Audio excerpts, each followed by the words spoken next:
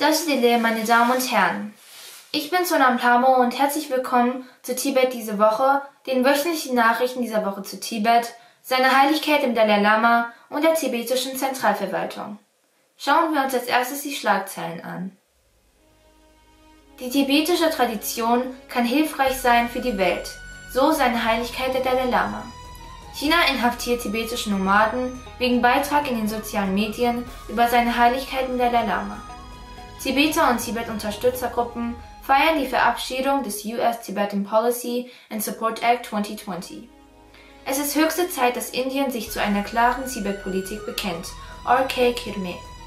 Herr Annandauer, der letzte überlebende persönliche Leibwächter seiner Heiligkeit des Dalai Lama, stirbt mit 83 Jahren. Office of Tibet Canberra veranstaltet virtuelle Diskussion zur Feier der Dankbarkeit gegenüber seiner Heiligkeit dem Dalai Lama. Neue Ausgabe des Buches Hidden Tibet auf Russisch erschienen.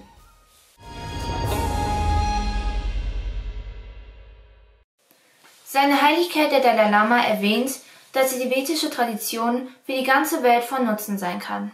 Während einer virtuellen Live-Unterweisung am Sonntag vergangener Woche betont seine Heiligkeit der Dalai Lama, dass wir Tibeter nicht beklagen sollten, was wir verloren haben, sondern vielmehr stolz darauf sein sollten, dass unsere Traditionen für andere hilfreich sein können. Also Pepe Rikshunti Zambuli Chile ya Pando Chetuyachigi Rikshunti Chadigido Wadi. Sadiri Yindu Maran Samalo Sim Chig Bobachane. Ane Penangazu Zanjo Shashane, Dangazu Lungbo Chay, Zanjo Shani, Da Yin Sambe Sim Shummuguba. Ngazu Rikshun Tingsu Jangazu Yori. 아주 전문이 디간이야 판도 쳐줘야지 연구를 사버지기 뽑아줘야지. 그래서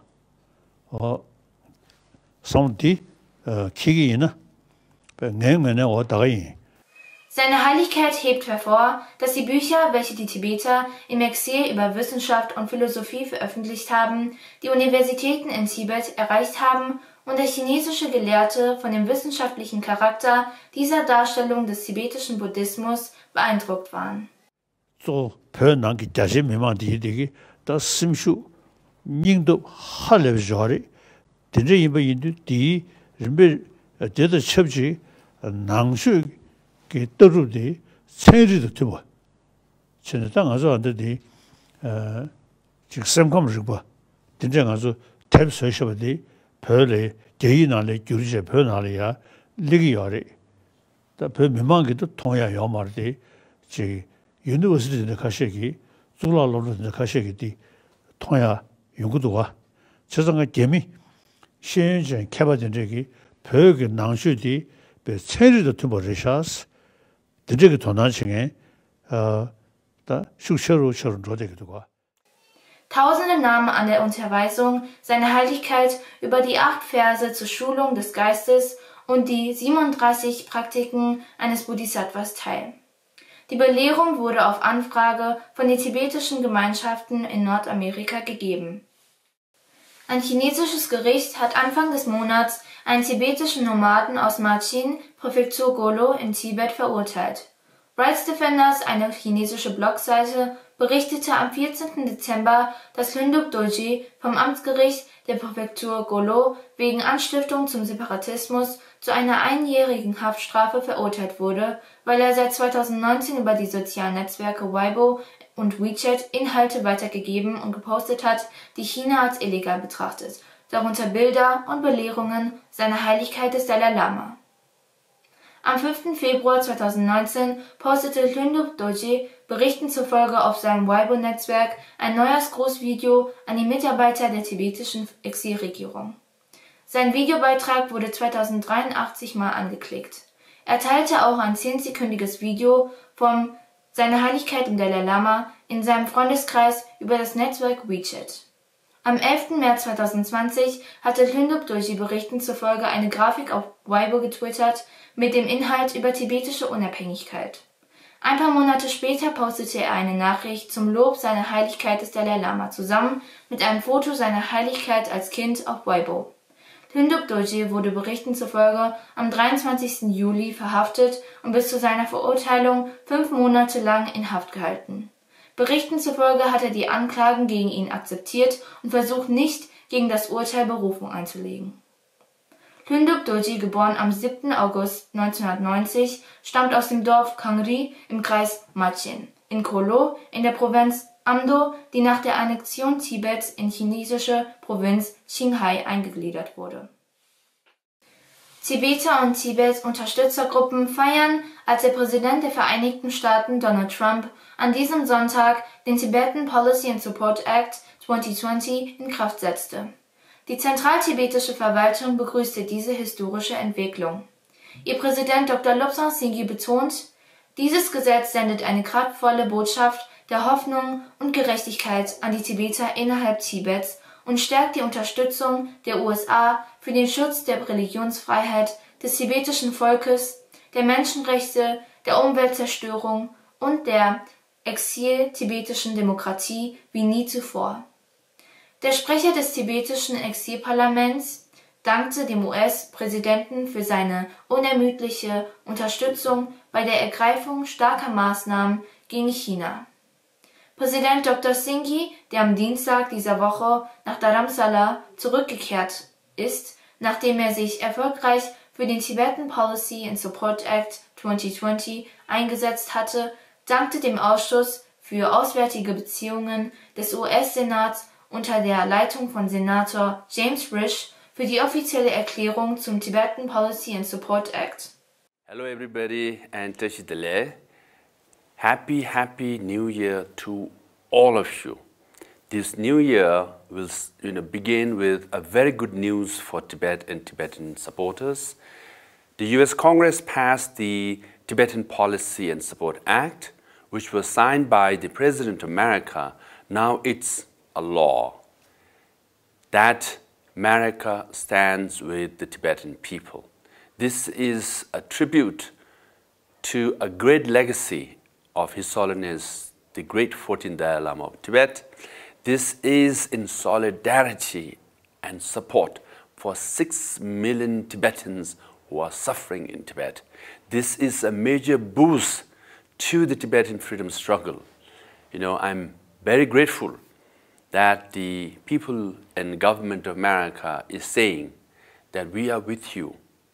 We feel your pain to Tibetans inside Tibet. And I hope Beijing hears it loud and clear. The Tibet issue will never be forgotten. Tibet issue will have support from around the world.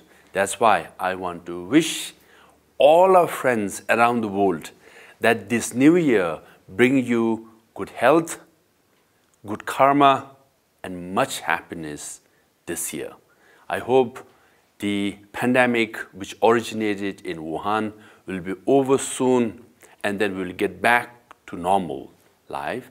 And we should always remember the pain caused by this pandemic. Lack of transparency from the Chinese government has led to this major disaster and sufferings around the world.